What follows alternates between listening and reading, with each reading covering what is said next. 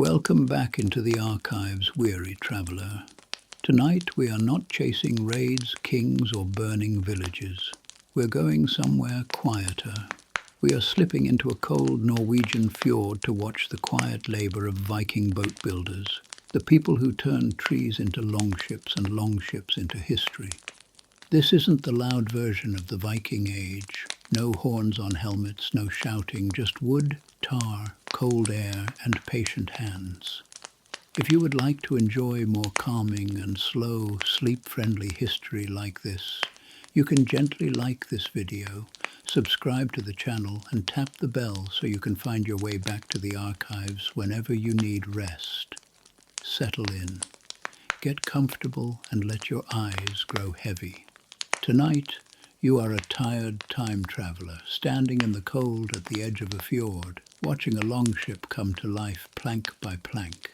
You arrive before the day has fully made up its mind about existing. The fjord sits under a colour that looks halfway between midnight and morning, a kind of deep blue that makes everything seem quieter than it already is. The air is cold enough to rub across your face like a wet stone, but this is an honest cold, the sort that doesn't pretend to care how you feel about it. You breathe it in anyway, because that is what you do when you step into a place like this. You participate in it, even if the place is not particularly thrilled about your arrival. The ground beneath your boots feels like it has absorbed centuries of chilly mornings just like this one. Moss that has survived entire families of shipwrights clings to the rocks as if it has a long-term lease. No one dares disturb. Grass, flattened by wind and boot traffic, shows the usual mix of stubbornness and resignation that northern landscapes tend to adopt. You take a few steps toward the water, and the sound is nearly nothing. Just the soft press of earth shifting under the weight of another traveller. The fjord stretches long and narrow ahead of you. It looks still, but you sense the quiet tension beneath the surface. The tide pulls in and out, the way a large animal might breathe in its sleep. The steep mountains on each side stand tall and unbothered by your presence. They've watched countless storms, ships, and human decisions that probably weren't very wise. A single visitor wandering along the bank barely registers on their list of things to care about. If mountains had expressions, these would wear an enduring, patient stare. Down by the water sits the boatyard. Calling it a yard feels generous. It is not a tidy place with neat stacks and clear walkways. It is more like a living organism made of lumber piles, tools, rope coils, shavings, half-shaped planks, smoke trails and footprints that overlap like ancient petroglyphs. As you walk closer, you see unfinished hulls resting on their sides, looking like giant wooden fish paused halfway through the process of becoming functional creatures. The earliest rays of the sun try to catch their edges, but the light seems hesitant to disturb the scene too quickly. There's an undeniable smell in the air. Sap mingles with the smoky remains of last night's fire. Fresh-cut timber brings a clean but sharp note to the nose, while tar, cold in its bucket, waits for warmth to release its familiar, heavy scent.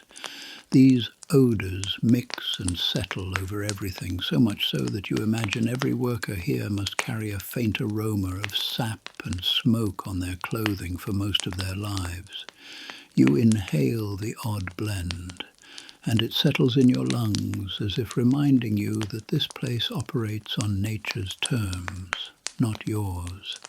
A stack of timber lies to your right. Some pieces are smooth where iron tools have shaped them, while others still bear the texture of bark. You run your glove over a curved log chosen specifically for its shape. In this world, nature's imperfections are assets. In this world, nature's imperfections are assets. It strikes you as amusing that the trees grown crooked by wind and terrain end up valued more than the straighter ones. The builders here rely on those bends, using them as ribs in a hull meant to face open sea. It's a practical lesson in taking advantage of nature's quirks. The yard is still quiet. The workers are around somewhere, but the morning hasn't quite delivered them yet. You see signs of their presence anyway. An adze leans against a stump, as if someone placed it there only moments ago.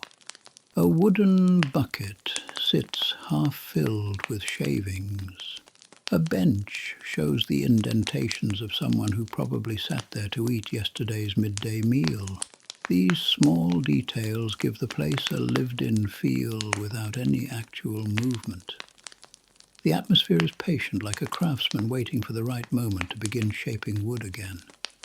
You stand in the middle of it all and listen. The fjord is not silent, even though it pretends to be. Somewhere across the water a bird calls with a confidence that does not match the temperature. A light breeze slides down from the mountains and nudges the water in slow, careful ripples. Far back in the tree line, something creaks, perhaps a branch adjusting itself after a long night. You hear your own breath more clearly here. It fits the quiet rhythm that the place sets without asking. As you look around, you notice the shapes of unfinished longships. Even in their incomplete forms, they carry a hint of purpose. You recognize that shipbuilding is not simply a job in this yard. It is a form of survival and art mixed together. The hulls curve in a way that suggests they already understand the sea even before they touch it. Watching them, you imagine the countless hands that have shaped vessels over centuries in yards, just like this one. Not glamorous hands, not celebrated hands, just trained and patient hands that spend their lives turning trees into tools of travel and trade. The boatyard holds a certain mood for better or worse. It has a kind of grounded calm that settles into your bones if you stand still long enough. You can almost feel the day waking up around you. The cold creeps into your fingers, your ears, and the edges of your clothing. But it's a good cold, the kind that sets the tone for a day of steady, repetitive work. You sense that nothing happens in this yard too quickly. But everything happens with purpose. When you finally step closer to the shoreline, the faintest glow of sunlight breaks through the clouds and brushes the tips of the hulls. It's subtle, almost reluctant, but it begins the slow shift from night to day, which means the builders will soon arrive. You take one last moment to absorb the view of the fjord, still half asleep but holding more history than any one person could carry. Then you turn toward the yard, ready to watch the quiet world of shipbuilding unfold in its slow, deliberate rhythm. The day finally begins to stretch its limbs. You feel it in the soft change of temperature and the faint brightening of the sky.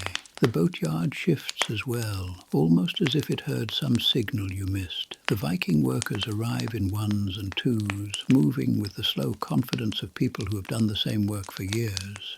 There is not a hastiness or loudness involved, just steady footsteps on frozen earth and the cold creak of tool handles being lifted from where they rested overnight.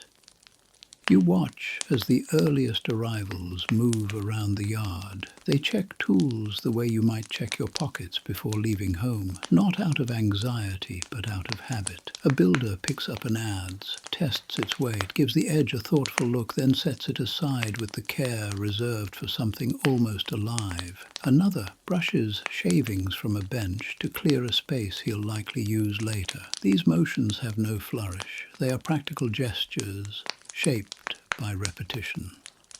The yard slowly wakes up along with them. A few chips of wood fall from a plank being examined. A bucket shifts when someone nudges it out of their path. The first sound of iron scraping lightly over timber reaches you. It's a humble beginning to the day with no drama. You find yourself appreciating the understated nature of it. This is work done by people who measure time less by hours and more by tasks that simply must get done. As more builders arrive, you notice the rhythm settling in. You hear the uneven scrape of axes shaping the outer bark from logs. You see someone smoothing a plank with long strokes that look almost meditative. Even the footwork here feels measured. Everyone walks with a steady pace that gives the entire yard a comforting predictability. It reminds you of watching tides shift, slow but undeniable. The cold seems to sharpen certain scents. Fresh wood carries a clean, sharp smell that cuts through the heavier tar in the air. Someone stirs the embers of last night's fire, and a curl of smoke rises like a lazy signal. You can imagine the same things happening here for generations. Same tools, same wood, same cold starch in the air. You almost admire the consistency. Most places would try to modernize themselves, but not this one. This yard embraces the old ways, because the old ways work. You walk a little closer to observe the early activity. A builder examines a plank, with the focus usually reserved for rare artwork, though this plank is simply part of another day's construction. You see someone else sorting wood by shape, thickness, and potential curve, organizing the pieces like puzzle parts that have yet to reveal the full picture. Each action makes sense within the larger process, even if the pace seems slow enough to lull you into sleep. Tools begin to create a more noticeable soundscape. A controlled chop from one corner of the yard pairs with the steady scraping from another. Nothing happens in unison, yet it all fits together. It's almost musical, in the way a calm day in nature might be. No actual melody, just layers of consistent noise that feel familiar, even if it's your first time hearing them. You glance toward the water. The fjord reflects the early light with the kind of smooth surface that looks like polished stone. The builders work with their backs partly turned to it. They trust and respect the water, but they do not need to watch it constantly. Their focus stays with the wood in front of them. You figure that anyone who spends their life making ships eventually learns the personality of water. It becomes a partner, sometimes cooperative and sometimes troublesome, but always present.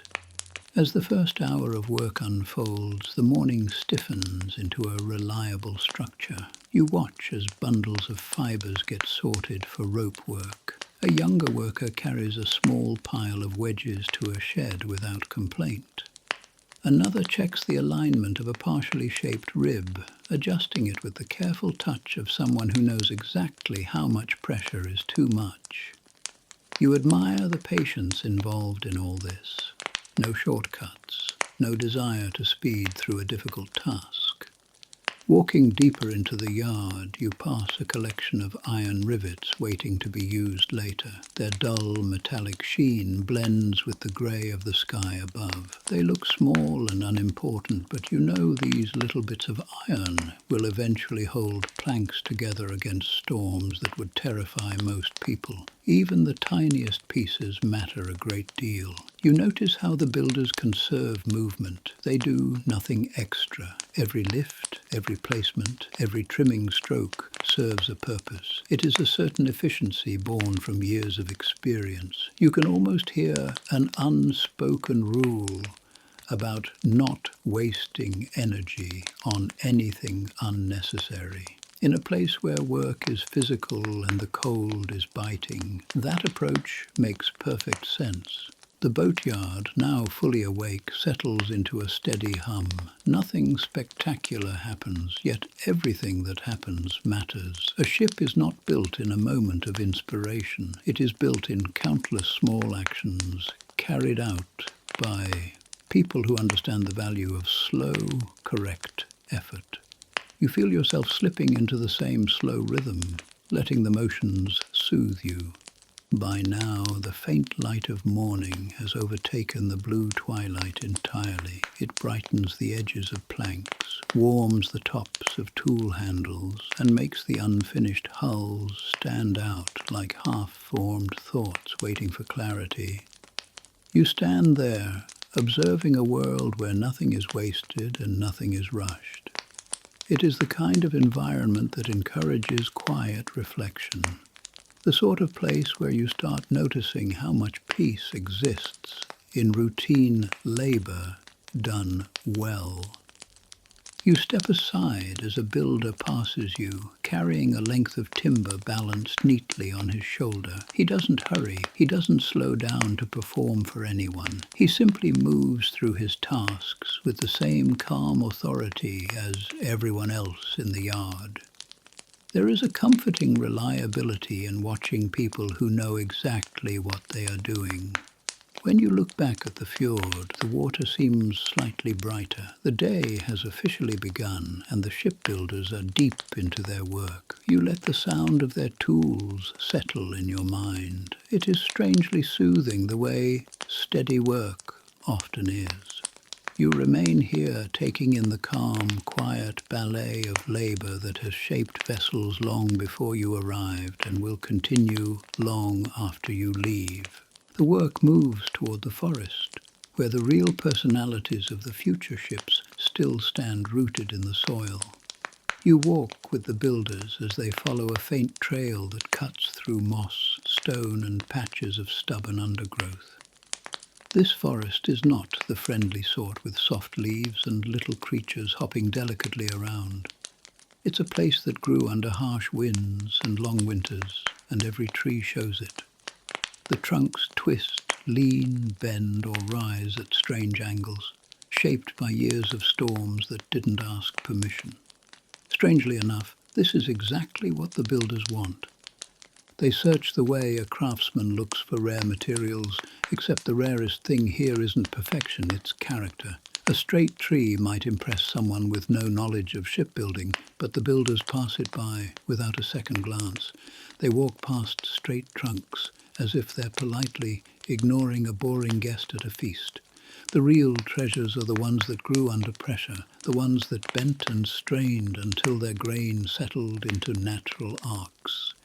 These curves will eventually become ribs of the ship, which means the tree's struggle becomes part of something strong and seaworthy.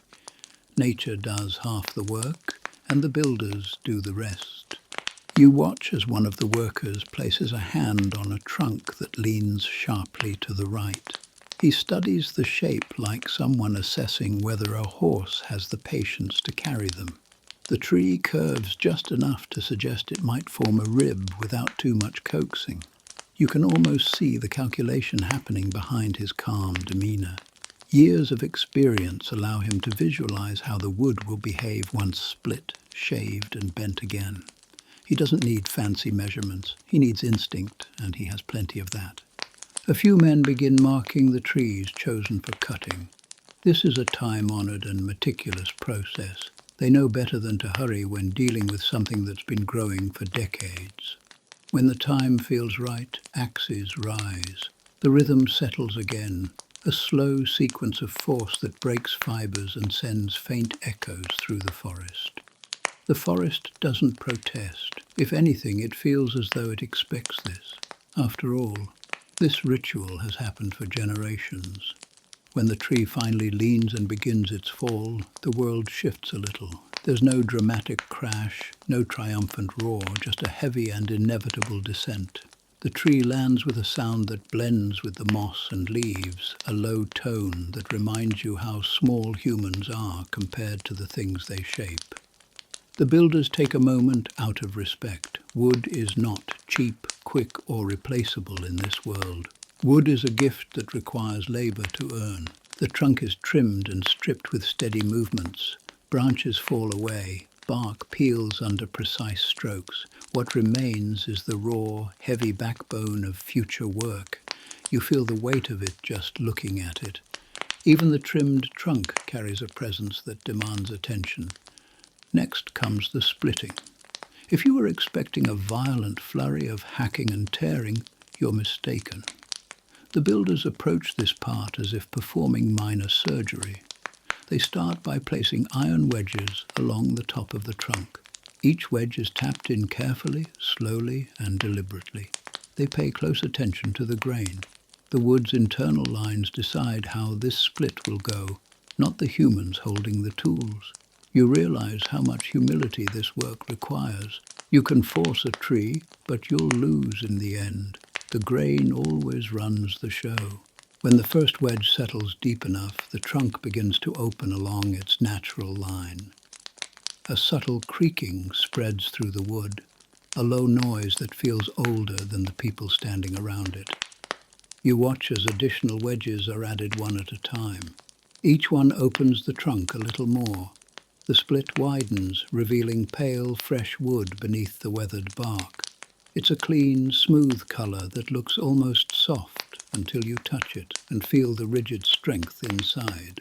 The log divides into halves, then quarters. The builders inspect each piece with a satisfaction that stays quiet and grounded. There is no celebration, just small nods and thoughtful touches that show approval. Some pieces will become ribs, others will serve as planks. A few will be set aside for repairs that haven't happened yet, but inevitably will. Nothing is wasted. Wood this valuable is treated with the same caution you'd give hot iron or precious tools. Transporting the timber back to the yard is another steady process. Thick ropes are looped around the pieces and the builders drag or carry them depending on size. You walk behind, following the same uneven path, listening as the forest returns to its natural stillness. The ground bears the marks of movement, but the air feels unchanged. It accepts the loss of a few trees because it knows more will grow in time. That balance seems almost too calm, but of course this is how nature works. Back at the yard, the wood is laid out in careful stacks. Curved pieces are placed separately because those are the precious ones. Planks to be are aligned in neat rows that look surprisingly tidy in contrast to the wild shapes they once held. The entire place looks fuller and more purposeful now. The pile of wood transforms the mood of the yard, shifting it from waking up to ready for the next stage. You examine the stacks and notice how each piece of timber has its own personality. Some curve like the bow of a ship already. Others have knots that will need patient trimming. A few show signs of wind shaping them for years. These quirks will eventually give character to the vessel. The builders understand this relationship. They don't fight the wood's personality. They work with it. You can't help but respect the practicality of that approach. As the day slides forward, you watch the builders run their hands over the timber piles, checking the surfaces as if greeting old friends. They know what each piece will become, though it may take days or months to get there. You realize how far this process will go before anything resembling a ship appears. But this slow, thoughtful beginning is what makes the vessel strong enough to survive an ocean. Everything starts in the forest, with trees that never plan to become anything other than themselves. In this yard, though, nature's plans blend with human intention, and the result will eventually glide across the fjord. You take one last look at the timber, appreciating the promise tucked inside each piece. The work ahead will be steady, patient, and exacting. Fortunately, the builders are the right kind of people for that. The real transformation begins when the timber reaches the hands of the craftsmen.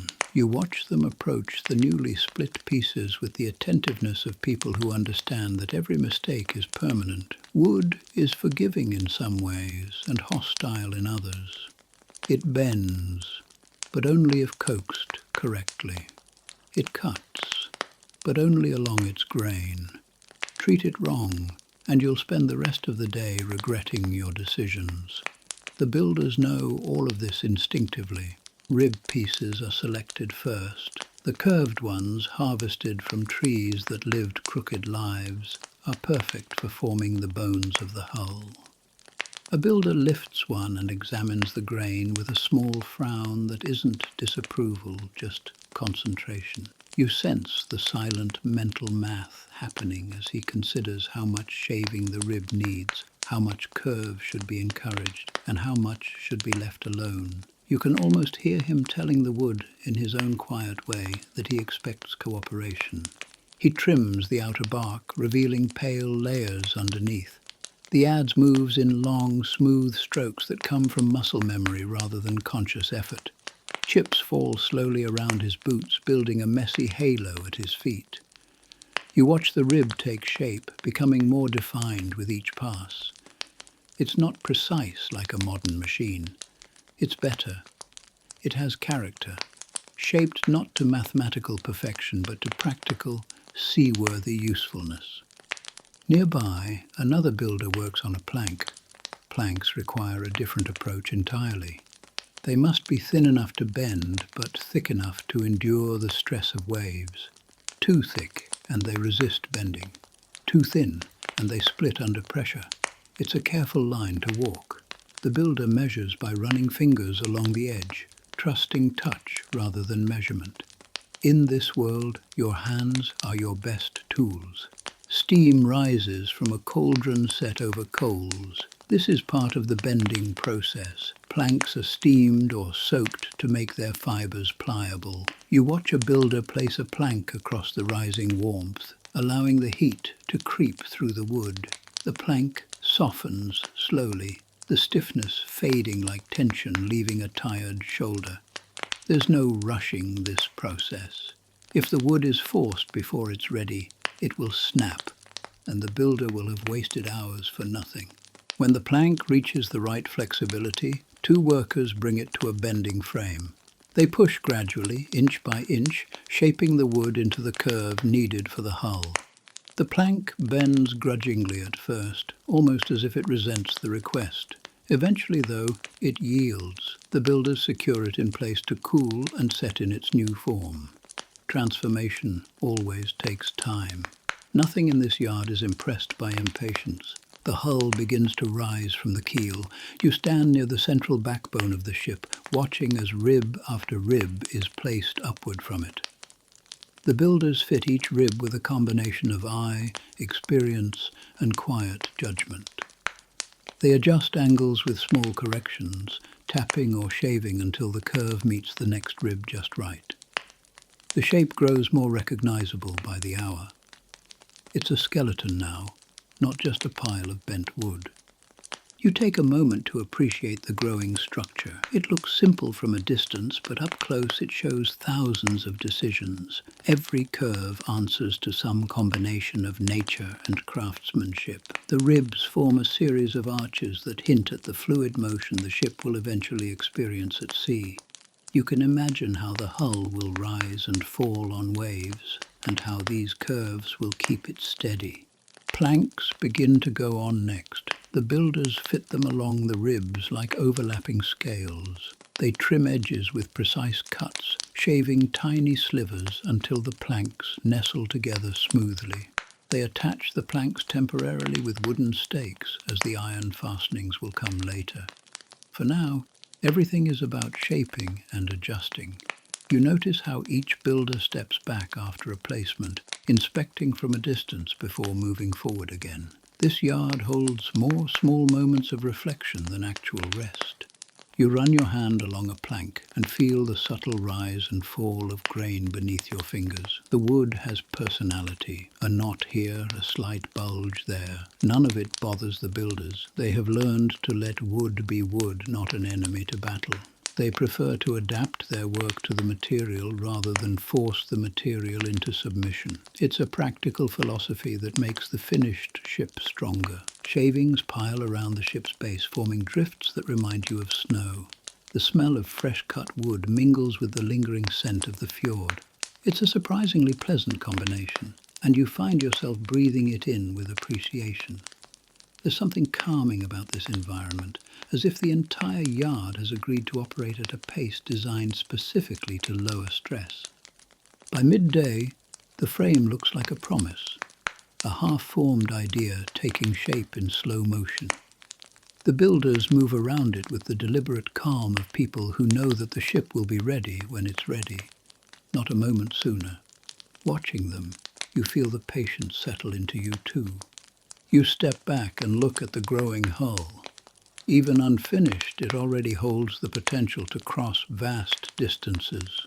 The curves are gentle, the lines purposeful, the structure flexible enough to handle rough seas without breaking. It's impressive in a quiet way. No grand speeches, no dramatic gestures, just wood, skill, and time. As the day stretches on, the hull becomes more defined. Ribs set, planks shaped, curves adjusted. You watch the shipyard fill with calm effort and the soft rasp of tools working through grain. There's no moment where everything suddenly comes together. It's all gradual and patient progress, the kind that rewards consistency over brilliance. By the time the shadows start to lengthen, you feel a strange sort of contentment settle in your chest. Watching something this painstaking take shape this slowly feels like therapy for the mind. It resets your expectations of what productivity even means. The ship is growing, the day is steady, the builders keep shaping the future hull, and you keep observing their world, sinking deeper into the rhythm of their slow, quiet craft. You step back into the yard the next morning and the smell hits you before you see anything. Not an unpleasant smell, just one that grabs your attention whether you asked for it or not. Fresh wood, cold earth, and that unmistakable thick aroma of tar waiting to be warmed. You breathe it in, and it settles somewhere deep in your chest, like a souvenir you didn't realize you were collecting. The hull now looks more like a real creature. The planks curve around the ribs with a kind of quiet confidence. They don't fully trust each other yet, though. Gaps still run between them, narrow but present, like the spaces between teeth in a jaw that hasn't fully grown in. The builders gather around to begin the delicate task of convincing these pieces to behave as one single body. Iron rivets sit in small piles scattered across work tables. They're simple little things, dark and unimpressive at first glance, but they'll soon hold planks together tightly enough to keep seawater where it belongs. You pick one up, feeling the chill in the metal. It has weight, but not enough to seem important. Still, you already know these small pieces will probably outlive the men shaping them. Iron has a way of doing that. One builder begins the fastening process. You watch as he pushes an iron nail through a pre-drilled hole in the plank. The tip emerges inside the hull, and another builder waits there with a rove, a small iron washer. He places it over the nail. The two men work in sync, almost like they've repeated this action more times than they've eaten breakfast. The nail is then clipped and peened, its tip flattened and tightened so securely you wonder whether the wood or the iron is doing more of the holding. These motions are slow, steady, and satisfyingly precise. This process is not rushed, and there is nothing chaotic. The hull receives rivet after rivet, each one hammered just enough to secure the plank without crushing it. The sound spreads across the yard in subtle patterns, never repeating itself in any catchy way. Just the natural rhythm of metal meeting metal, practical, functional, and humble. You find yourself slipping into the calm that comes with watching repetitive work done with care. As the hull tightens, the builders turn their attention to the seams. These narrow gaps must be sealed, and not with anything fancy. The solution is older than many kingdoms and far less glamorous than any modern sealant. A mixture of animal hair, wool scraps, fibers and tar makes up the caulking material. It looks unimpressive, but does the job better than most materials invented centuries later. The Vikings knew what they were doing long before engineers drew diagrams to prove it. A worker kneels along the lower planks, pressing the fibrous caulking material into the seams. His thumbs move with methodical pressure, pushing the mixture deep into the narrow channels between planks.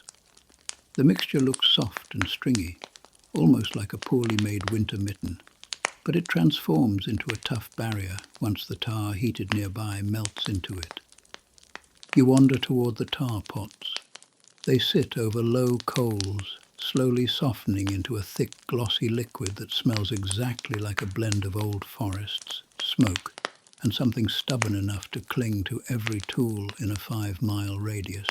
You lean slightly over the pot, feeling the wave of warmth on your face. It's the kind of heat that feels comforting, almost cozy, until you remember that it can scorch your fingers faster than you can say, "Bad idea." You step back a little, wiser for the experience. The builders lift small ladles of the tar and drizzle it over the caulking. It spreads like dark syrup, sinking into fibers and sealing them from the world. The tar sets slowly, creating a skin that fights water, wind, and time with surprising determination. Watching it flow into the cracks feels strangely satisfying, like watching a cold morning warm itself. The air fills with that thick tar smell as the hot liquid hits wood. It climbs into your clothing and hair whether you like it or not. Nobody in the yard seems bothered by it. They treat tar the way some people treat the smell of coffee.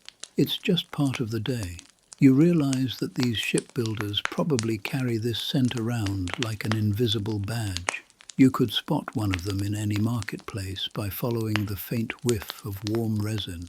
As you stand near the hull, you watch the builders check each seam again and again. They run their fingers along the edges, making sure the caulking sits correctly, then adjust as needed. There's no sense of urgency, just quiet certainty. If a seam leaks later, they'll be the ones fixing it anyway, so doing it right now makes more sense than having to haul a soaked hull out of the water later.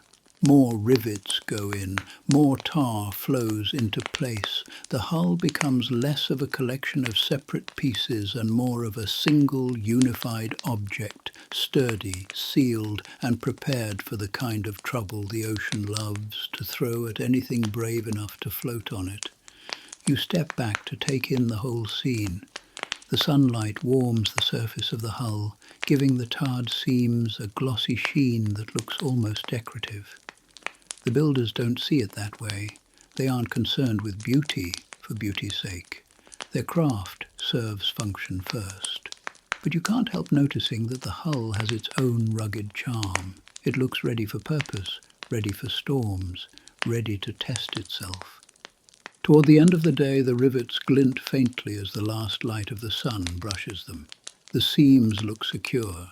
The hull rests in its cradle, smelling of fresh wood and warm tar, like the early stages of something destined for a long-distance voyage. You realize that this quiet sealing work, as mundane as it looks, is what will keep sailors alive miles away from this fjord. You breathe in the combined scent of tar, wood, and cold air one last time. It settles into your memory with the weight of something you didn't expect to appreciate. Then you turn your attention to the inside of the vessel, where the next stage of creation waits in steady, patient silence. You climb into the hull carefully, stepping onto narrow beams placed temporarily to keep you from falling into the lowest part of the structure. The air inside the vessel feels different, still wood-scented, still touched by tar, but somehow more enclosed. Sound shifts here too, bouncing gently between unfinished surfaces. The world outside feels slightly muted, almost as if the hull is already practicing for its life at sea. From the inside, the ship looks like a rib cage with ambition. The curved ribs rise on each side, creating long archways that hint at the future shape of the vessel. The builders move through these arches like people accustomed to working around a half-finished skeleton. They duck, step over beams, and adjust their footing with a level of confidence you don't yet have. The first thing you notice is the keel. It runs the entire length of the hull like a spine. Thick, straight, and darkened slightly from early treatments, it holds everything together. You feel a subtle respect for it. Without the keel, the ship would be nothing more than a creative pile of lumber. With it, the ship has purpose. You look at the way the ribs attach to it. Each joint is exact, shaped so precisely that nothing wiggles or shifts unexpectedly. This is the secret strength of the vessel, not muscle, not metal.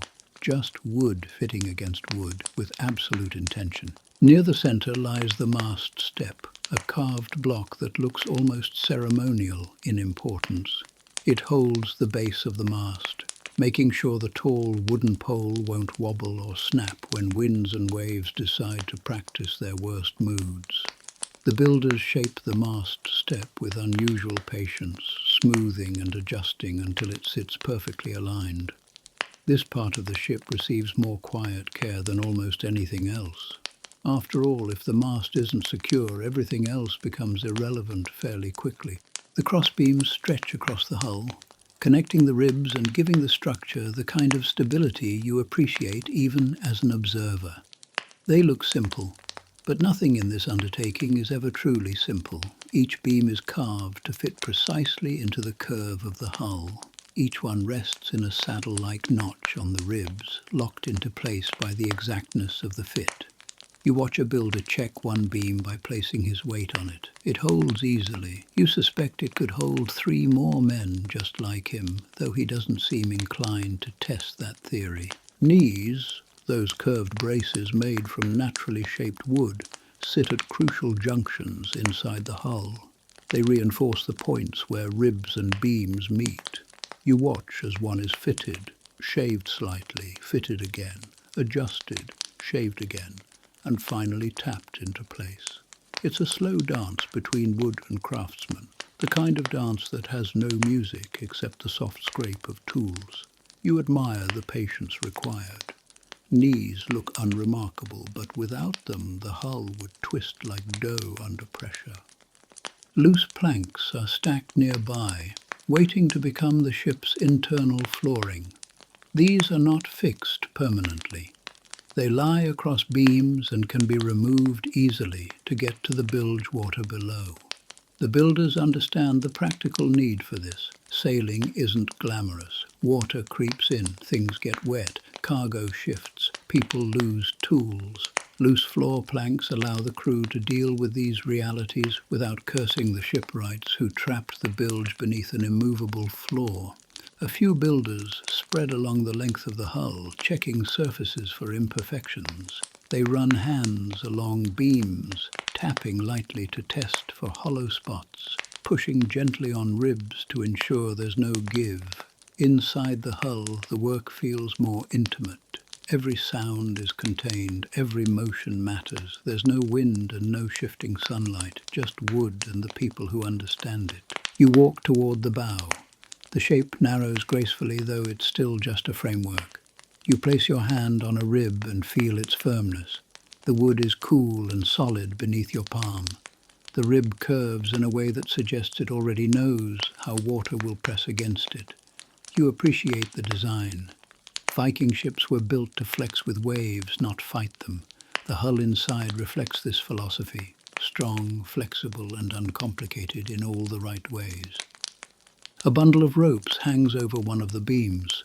They're rough and scratchy, made from plant fibers, twisted into long, sturdy lengths. They smell slightly of smoke and earth. These ropes will eventually connect to the mast, the rudder, and the sail. For now, they wait patiently, looking like sleepy snakes draped across the ship's bones. At the stern, you notice the reinforcement where the steering oar will eventually attach. It's not finished yet, but the foundation is there. Thick beams frame the area, ensuring the steering oar won't tear loose when rough water slams against it.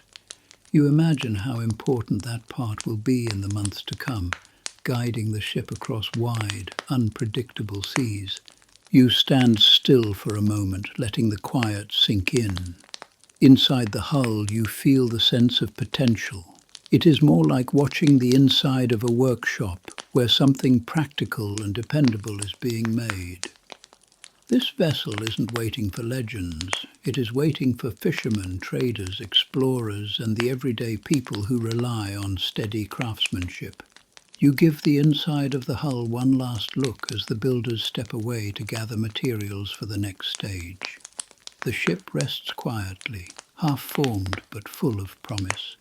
You climb out slowly, feeling the cool air of the fjord again as you return to the ground.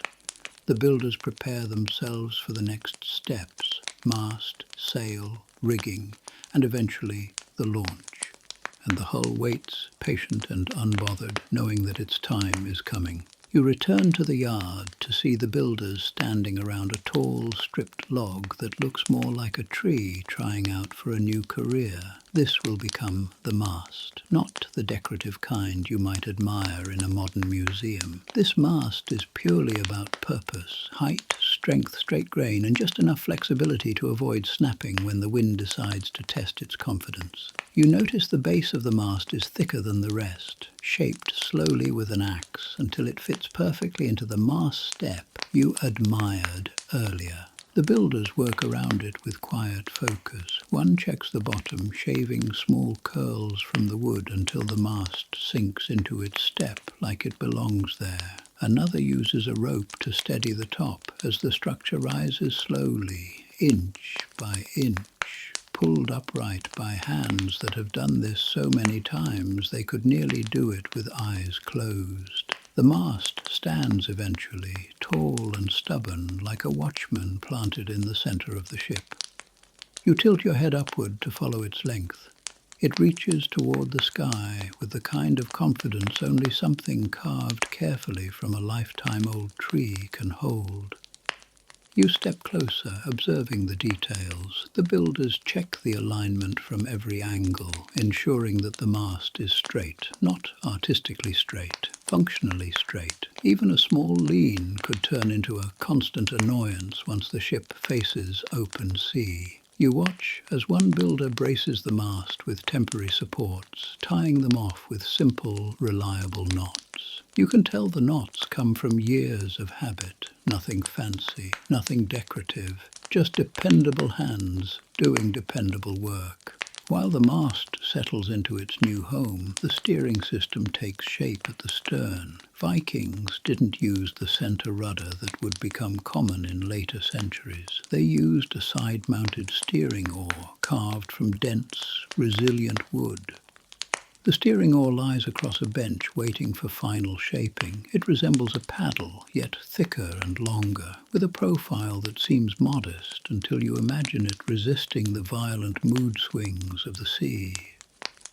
You run your fingers along its spine and feel the smoothness earned from hours of shaping. A builder picks it up, testing its weight, then rests it against the stern fittings crafted earlier. The attachment point is strong, reinforced with angled braces that cradle the oar. You can see how it will pivot once the ship is afloat, guiding the vessel across unpredictable waters. It's simple engineering at its best. You appreciate how the builders think. No unnecessary parts, nothing for decoration. Everything is meant to survive reality, not impress a crowd. Beside the hull lies a bundle of ropes, thick coils wound neatly, smelling of smoke, plant fiber, and the kind of rough texture that lets you know they'll hold fast even when wet. You lift one coil. It's heavier than it looks, firm but flexible. The builders use these ropes for rigging, tying, securing, and adjusting anything that needs adjusting. You watch as they sort through the bundles, organizing lengths for their specific purposes.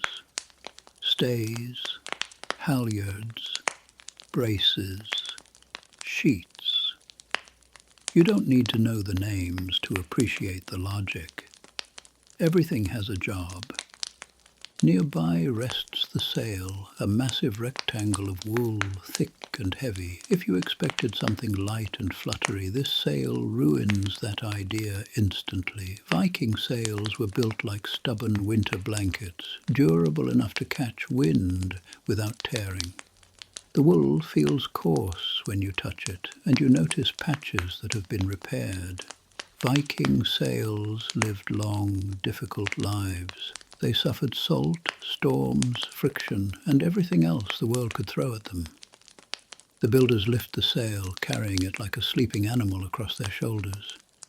You watch as they attach the sail to the yard, a long horizontal beam that will raise with the mast. They tie it securely, ensuring that it will catch wind cleanly. The knots are simple but strong, the kind that look unremarkable, until you realize they might one day keep sailors alive in conditions you'd rather not imagine.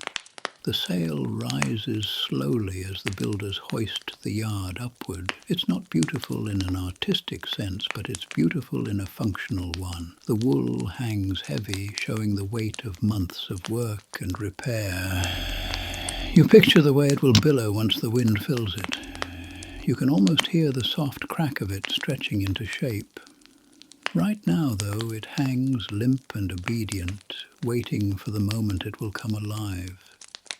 As the rigging takes shape, builders move with comfortable efficiency, threading ropes through blocks, tightening lines, and securing lashings at angles that maximize control. You watch enough of the process to realize that nothing on this ship is random. A line tied too loosely could ruin a voyage. A knot tied poorly could cost a ship its sail. These men don't allow sloppiness. They've lived long enough with the ocean to know better. All around you hear small sounds, ropes sliding through calloused hands, wood shifts slightly as tension pulls across the hull, a builder tapping a fitting to test its stability, the faint whisper of wool brushing over itself. None of it tries to impress you. These sounds exist because they always have, because shipbuilding requires them. You find the simplicity refreshing. Toward the bow, the rigging settles into place. The mast now stands proudly. The sail hangs prepared. The steering oar rests at the stern like a quiet guardian. You notice how different the ship feels now. The hull no longer looks like a hollow ribcage. It looks like a creature preparing to move, something that's almost ready to glide into its element. You walk the length of the ship and appreciate the quiet confidence in its build. Nothing extravagant, nothing careless, just wood, rope, wool and iron working together with a stubborn intention. The builders stand back for a brief moment, evaluating the silhouette of the vessel. No smiles, no applause, just silent approval, the kind that comes from people who understand the importance of doing things the right way. Tomorrow this ship will meet the water, and every builder of this magnificent vessel knows the weight of that moment. You arrive before sunrise again, mostly because you don't want to miss the moment the ship touches the fjord for the first time. The yard feels different today, not louder, not faster, just heavier. There's a quiet kind of anticipation hanging in the air. Even the fjord seems to hold its breath, its surface flat and dark enough to reflect the sky more clearly than usual. The ship rests on its wooden supports, now fully rigged, sealed, braced and ready. It looks calmer than it should, considering the work that went into building it. The hull sits confidently, almost as if it knows it has passed every test the builders could give it. You run your hand along the side. The surface feels smooth but firm, the grain rising and falling under your fingers like gentle topography. Villagers start to gather, not in a festival mood, but in a communal, practical one. Men and women appear from different directions, pulling on gloves or wrapping coats tighter against the cold. They approach the shipyard with the expression people wear when they know they have work to do, but don't mind doing it. Launching a ship is not entertainment. It is a responsibility. Rollers, thick wooden logs, worn smooth with use, lie ready under the hull. They will carry the ship toward the water like old friends. The builders position them with careful spacing, nudging each log into place, with rhythmic movements. You watch as one builder adjusts a roller by a hand's width, then nods as if satisfied. These tiny decisions matter. Everything in this process matters. The day brightens slowly, casting a soft glow over the hull. The ship looks larger in the new light, towering slightly above the people working beneath it. You understand why Viking ships gained such a reputation. Even sitting on land, this one holds presence. There is no arrogance in its shape, only competence.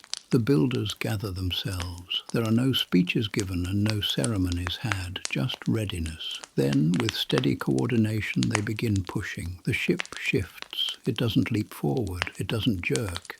It simply responds, moving with the slow dignity of something waking from rest.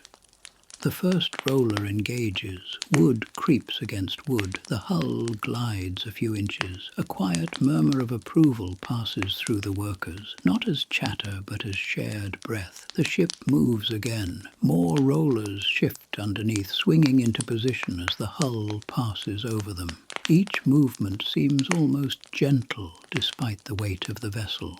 You watch from the side, careful to stay out of the way. The ship inches forward with a determination that feels both physical and symbolic. You picture the decades of builders behind this tradition, each generation pushing new vessels into new waters. It is easy to imagine their shadows moving alongside today's workers, turning this labor into something timeless. The ship reaches the edge of the shoreline where the ground dips and the wooden rollers transition to wet earth. The fjord waits quietly. The builders brace the hull with ropes as the angle shifts. Gravity begins to assist, pulling the ship downward in slow motion. There is a subtle thrill in watching something so large begin to drift toward water. Then the hull touches the edge with just a gentle kiss between timber and fjord. The water ripples outward in soft rings, as if greeting an old acquaintance. The ship settles partway in, paused at the threshold between land and sea. A builder checks the position, then gestures for the next push. Everyone leans in again, and the ship slides forward until its weight transitions completely from rollers to water. The hull lifts slightly, floating for the first time. You can almost feel the moment settle in your chest. It drifts a few feet, buoyed by the calm surface. The fjord holds it effortlessly, as though acknowledging the work done to create such a vessel. The builders stand along the shoreline, watching carefully with no cheers and no bragging. They simply observe their creation resting on the element it was designed to meet. A small rope keeps the ship from drifting farther. It rocks gently, adjusting to its new environment. You see tiny reflections of the hull in the water, gently warped by ripples. The mast rises like a solitary tree, mirrored below in dark glass. The sail remains furled, waiting for its time. You take in the moment. Launching a ship isn't a grand story. It's a quiet exchange between land and sea, between builders and nature. The ship belongs to the water now, but these men shaped it from forest to fjord, every grain touched by their hands. Eventually, people begin dispersing. The excitement is internal. The satisfaction is quiet. The work continues because ships need tending even when they float. But for now, the vessel rests confidently, rocking lightly in its new home. You stay a moment longer, watching the hull rise and dip in the water with slow patience. The ship has begun its life, and you've witnessed its first breath. When you return to the fjord later in the season, the shipyard looks different, not abandoned, just quieter. The air has that cold, metallic bite that tells you winter has been pacing around the tree line, deciding when to step fully into the yard. You feel it in your fingertips, in the way your breath hangs heavier than usual. The fjord, once lively with the movement of boats, now sits calmer, rippling only when a stray gust sweeps across it. One of the ships stands partially pulled ashore, tilted at an angle that looks uncomfortable but practical. It returned from its latest journey with stories clinging to its hull in the form of scratches, scrapes, and a few patches that clearly lost their argument with the sea. This is normal. A ship that comes home unscathed probably spent its life tied to a tree.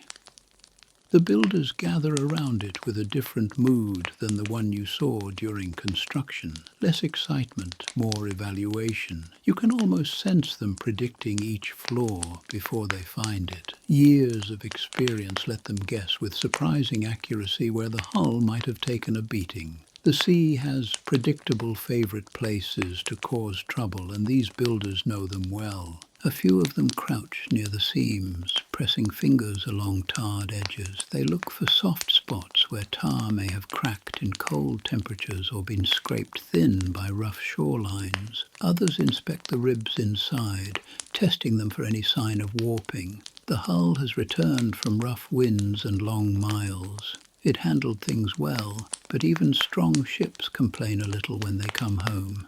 You watch as one builder runs his hand along a plank, feeling for the smallest hint of give. The plank seems fine, but he marks it anyway. You realize quickly that markings in this yard don't mean broken, but worth a second look, which in shipbuilding terms is practically the same thing. Nothing is ignored. Everything is checked twice. In a profession where a tiny crack can turn into a catastrophic problem at sea, caution is not optional.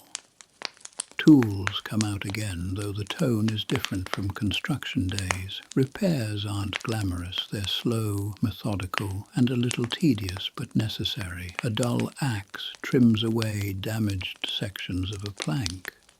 A fresh sliver of wood is fitted into the gap, smoothed until it blends with the original surface. Tar warms again over coals, thick and dark, until it bubbles in a way that feels familiar by now. The smell fills the yard like an old friend returning for another visit. Winter sheds stand at the edge of the yard, built with thick timber walls and roofs that slope sharply to keep the snow sliding off instead of piling up. Inside, the air holds a mix of warmth from small fires and the heavy scent of tar and wool. Tools hang neatly on the walls. Extra planks are stacked in tidy rows, sorted by thickness and length. Spare rivets rest in clay bowls, waiting patiently. The shed feels like the inside of a reliable old barn. Nothing fancy. Just organized, practical, and ready for months of quiet work. Inside one of the sheds, you see a builder sharpening an adze with slow, even strokes. Sharpening is its own ritual in the yard. The tools worked hard through the summer and autumn. They deserve attention before the next season arrives. You watch the metal edge grow cleaner with each pass, the surface brightening slightly. Metal and stone greet each other with a soft rasp that seems almost soothing. Another builder sorts through coils of rope. He pulls out lengths that frayed during voyages and sets them aside for respinning or repurposing. Rope rarely goes completely to waste. If a piece can't be trusted for rigging anymore, it becomes something else. A binding for repairing a frame, a strap for hauling logs, or material for patching nets. Nothing in this yard meets the fire unless it truly has no future. You step back outside, breathing in the cold again. A faint wind whistles through the ribs of the ship being repaired, making it sound like the hull is sighing after a long stretch of hard work. You imagine ships as personalities. Some confident, some stubborn, all carrying the memory of storms and quiet waters alike. This one looks like it endured a season without complaint and now accepts repairs with the patience of something familiar with the cycle. When snow begins to fall lightly, the flakes settle on the tarred seams, stubbornly clinging for a moment before melting. The fjord grows darker, the sky clouding over in thickening layers. The builders don't rush. They work with the same steady rhythm as always. Snow is just part of the scenery. They've been through this season more times than they can count. Over the next few hours, the repaired sections become harder to distinguish from the untouched parts of the hull. The builders shave wood, fit patches, heat tar, seal seams, and smooth everything until the ship looks whole again. The process is repetitive, but there's comfort in that repetition. It reminds you of watching someone knit a long scarf. You see each individual motion, but the final product seems to appear almost magically from patience and consistency. Inside the winter sheds, the atmosphere feels even cozier. Fires crackle, giving off enough heat to keep the cold at bay without making anyone sleepy. Planks dry in the rafters. Spare ribs lean against walls. Someone oils a tool handle until it shines like polished amber. Even the shadows inside seem to settle into comfortable shapes. Winter work is quieter, softer, and more introspective than summer building. You feel that as you wander between sheds and the shipyard. There's no rush to launch anything, no deadline set by tides. Just the steady rhythm of keeping everything ready for the next season, the way their fathers did and their fathers before them. As the snow picks up, the builders finish packing tools away for the evening. The repaired ship rests against the supports, looking slightly tired but proud. It will return to the water when the ice retreats. For now, it enjoys the luxury of being cared for by the hands that built it. You take one last look before heading out. The shipyard in winter feels like a creature curled up to rest, and the builders, tucked into their sheds with their tools and quiet tasks, feel like its keepers, watching over it until the world thaws again. You walk into the yard on a calmer day, one with soft light and barely any wind. It's the kind of day that makes even the fjord look gentler. Today isn't about launching ships or repairing storm-battered hulls. Today is about something quieter, something that sits beneath the surface of every plank and every knot, the passing of skills. Apprentices move around the yard with the kind of energy that gently annoys older builders, but also keeps the tradition alive. They carry armloads of shavings, haul small tools from one workspace to another, sweep sawdust, and attempt to look useful while trying not to look lost. They tread that delicate line common to beginners in every trade, where enthusiasm outpaces knowledge by a very wide margin. You watch one apprentice drag a long plank toward a bench. The plank weighs almost as much as he does, but he manages with determination that borders on stubbornness. A builder glances over and doesn't intervene. Not because he's indifferent, but because apprentices earn their place through effort, not shortcuts. Knowledge in this yard is earned quietly.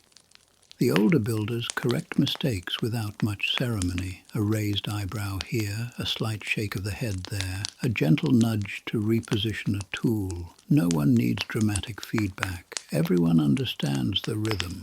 Apprentices watch, try, fail, adjust, and eventually succeed. It's a slow burning process, like heat working through green wood. One apprentice practices shaving down a small rib piece under the supervision of a builder whose hands look like they've shaped more wood than they've held anything else. The older man's stance alone teaches half the lesson. Where to put your feet, how far to lean, how to angle your arms so the tool follows the grain instead of fighting it. The apprentice mimics the posture, and though his first attempts look hesitant, his movements gradually gain purpose. You walk past a younger apprentice sweeping shavings into a neat pile. It seems like busy work, but even sweeping teaches something. It shows how wood behaves when shaved. It reveals how much material is removed each time a tool passes over a plank. Even the texture of the shavings talks to anyone willing to listen. Thick curls mean rough shaping. Thin wisps mean precision. The builders can tell who did what just by looking at the ground. Nearby, two apprentices study a bent plank that spent hours being steamed. They examine how the grain reacts to the curve, touching it with cautious hands, learning the subtle signs of stress or poor bending. A builder approaches, pointing out the parts of the plank that will cooperate with the hull and the parts that may complain. No speech is needed, just gestures, slow motions, and a few taps on the wood to demonstrate its mood. You notice that teaching in the shipyard isn't a structured process. There is no chalkboard, no syllabus, and no formal lectures. Knowledge passes from one person to another the same way heat passes from a fire into a cold room. Gradually, invisibly, and completely.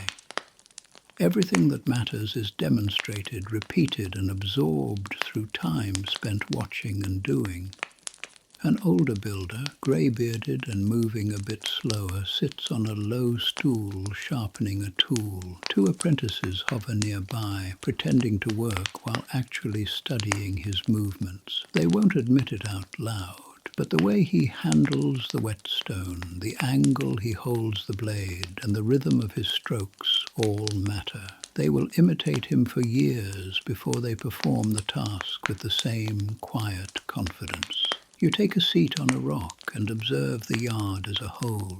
The builders move with calm assurance. The apprentices orbit them, absorbing everything like seedlings reaching for sunlight. No one here rushes the learning process. Rushing would only invite injury or ruined timber. So the apprentices ease into knowledge like someone settling into cold water, slowly letting their bodies adapt. Occasionally, an apprentice looks frustrated. A shaving cuts too deeply. A plank refuses to sit level. A rib twists despite their best intentions. You watch these moments carefully. The older builders glance over, nod slightly, and allow the frustration to simmer. Overcoming small failures builds competence. Asking for help too soon builds dependence, which doesn't last in a trade where the ocean won't pause to explain anything.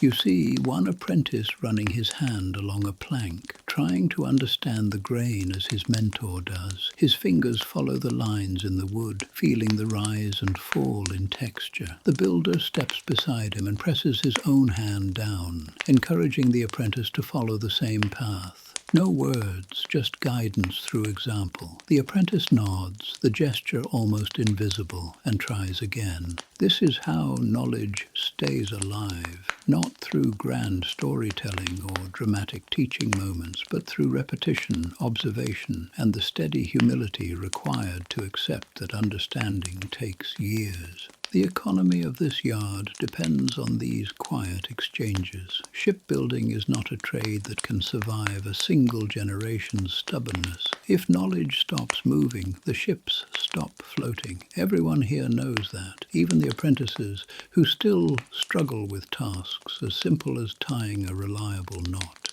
You notice something else. Respect flows in every direction. Apprentices respect builders for their skill. Builders respect apprentices for their effort. The entire yard respects the wood, the tools, the sea, and the process.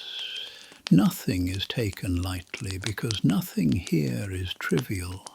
As the day stretches on, the apprentices gain small victories. A smoother cut, a straighter line, a correctly fitted knee. They don't celebrate, but their shoulders lift a little. You catch one apprentice glancing proudly at a plank he shaped, only to look away quickly before anyone sees. Pride is allowed here, but only if it doesn't get in the way of improvement. By evening, the yard settles. Tools return to their places. The apprentices sweep the last shavings into piles that gleam in the fading light. The builders nod to each other, satisfied with the day's progress. Everyone leaves the yard tired but not drained. Learning, teaching, building, repairing, it all blends into one slow, steady rhythm. You take in the scene one last time, the ships, the tools, the shavings, the quiet exchanges. This place holds more than wood and iron. It holds generations of knowledge passed in hands, not words. You walk away, knowing the yard will continue tomorrow and the day after, and long after you've left the fjord altogether. You arrive at the fjord one last time, early enough that the world still looks half finished. The cold carries a sharp but familiar edge, the kind that seems to greet you with a small nod, as if acknowledging that you've become part of the routine. The fjord lies calm,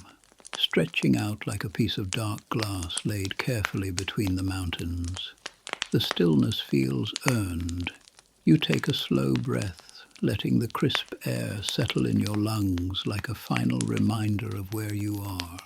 The shipyard rests ahead of you. It doesn't have the bustling energy of the early building days or the determined focus of launch morning. Today, the yard feels peaceful, balanced, a place exhaling after months of steady labor. You walk across the familiar ground, feeling the texture of moss, frozen soil, and scattered shavings beneath your boots. It amazes you how normal it feels now, like walking into a friend's workshop instead of a place that once felt intimidating and foreign. The ship sits in the water nearby, rocking gently in the slow rhythm only calm fjords can manage. Its hull reflects the faint morning light, the curves of the planks catching subtle highlights that make the wood look almost warm. You recognize every angle of this vessel. You watched it rise from split timber to ribs to a full body sealed against the sea. You watched the mast stand tall for the first time. You saw the tar settle into the seams and the sail draped across the yard like a heavy cloak. You followed every step from forest to fjord. You can't help feeling a quiet sense of attachment to it. A few builders are present, though they move with no urgency. One checks a rope coil hanging from the side. Another inspects the tar in a seam, running a finger along it with the casual ease of someone who will never stop inspecting anything. You notice their tempo is different now. This isn't frantic preparation. It's maintenance woven into routine, care delivered without ceremony. You stop near the hull and lay your hand gently on the wood. It's cool but solid, almost reassuring in the way it holds firm under your fingers. The ship feels alive in its own wooden way. It has purpose now, and that purpose will unfold in trade routes, fishing voyages, or expeditions beyond the reach of the fjord. It's a humble kind of destiny, but in this world, humble things tend to outlive the flashy ones. The builders step aside and let you wander. Maybe they've grown used to your presence. Maybe they always knew you weren't here to disturb anything. You walk between the familiar workspaces, the chopping blocks, the rope piles, the stacks of leftover timber with odd curves. You step around a small drift of shavings left by yesterday's work. Even now, the yard holds the signature marks of the people who shape it. You pause where the ribs were bent and fitted. It's strange to think about how each piece once stood tall in the forest, battered by winds and shaped by seasons. Now those same bends support a hull that will cross waters the tree never touched. You admire how the builders saw potential in those flaws. Crooked trees became curved ribs. Grain tension became strength. Imperfection turned into purpose. You realize this is one of the quiet lessons of the yard. Nature doesn't need perfection to be useful. It needs patience, understanding, and skill. As you continue walking, you pass the spot where the mast was raised. The supports still lean against the shed, worn but dependable. You picture the moment when the mast first stood upright, tall and unfamiliar, like a spine finally stretching after months of hunching. Now the mast stands with the confidence of something that knows exactly who it is.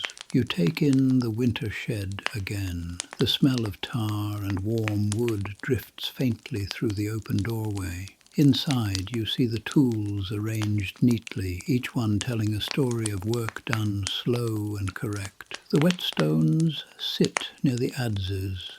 Spare ribs lean in the corner. A few coils of rope hang like dormant vines waiting for spring. Even the shadows inside seem gentler, as if resting from the long weeks of effort. Stepping back into the open yard, you feel the air shift slightly. The sun has climbed just high enough to soften the frost. The fjord reflects the changing sky with a lazy elegance. One glance at the water reminds you how much this place relies on balance. The fjord accepts ships with the same indifference it shows to storms or stillness. It simply exists, patient and ancient. The builders match that energy in their own way, quiet, steady, enduring. You find yourself lingering near the water's edge, watching the ship move in small arcs. The ropes holding it creak lightly. The mast sways with the natural sway of something that already understands wind patterns. Even in stillness, the vessel looks ready. It carries a certain stoic readiness, like a worker standing just a moment before a long shift. There is something comforting about that. You reflect on everything you've seen, the early mornings when the yard woke slowly, the timber splitting that revealed pale interiors hidden for decades, the ribs bending into shape under the watchful eyes of craftsmen who trusted their own instincts more than any measurement, the tar heating, the rivets being set, the hull taking form with quiet intention, and finally the launch. That calm moment when the ship met the fjord, not as a dramatic spectacle, but as a natural step in its journey. You realize something else too. Nothing in this yard is done for show. These builders don't chase admiration. Their satisfaction comes from steady work, from wood that fits correctly, from seams that don't leak, from ships that return home, even after storms try to tear them apart. Their pride is quiet, and maybe that's why it feels authentic. As the morning stretches on, the yard gradually returns to its resting rhythm. The builders finish their small tasks. One of them tosses leftover chips into a pile near the fire pit. Another checks the rollers stacked neatly for the next launch, whenever that might be. They look content, not in a loud, celebratory way. More like people who have learned to take joy in predictable, steady tasks that keep their world functioning. You give the fjord a long, reflective look. The mountains rise around it, indifferent and stable. The water moves slowly, with a grace that requires no applause. You feel oddly grounded, like the landscape has pressed some of its patience into your bones. This place doesn't demand much from you. It only asks that you observe, respect, and allow its rhythm to settle into your senses.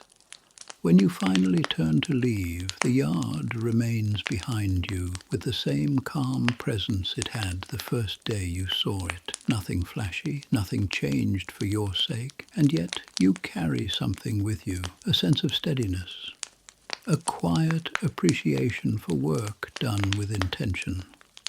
An understanding that even the most impressive creations begin with small, slow steps in a cold yard beside a silent fjord. As you walk back along the uneven ground, you take one last glance over your shoulder. The ship sways gently. The builders move in slow, thoughtful patterns. The fjord holds everything in its usual quiet way. You leave the fjord feeling calmer than when you arrived. The world ahead of you might be louder, faster, and far less patient, but at least you've seen a place where patience still wins. And as you walk away, You let the steady rhythm of shipbuilders filing down ribs and tightening seams follow you, soft and comforting, like an old story ending exactly the way it should. And so, weary traveller, we leave the boat builders to their slow, careful work. If you are somehow still awake, you have the patience of a longship's keel. If you drifted off somewhere between the adze strokes and the tar, that's exactly what the archives are for.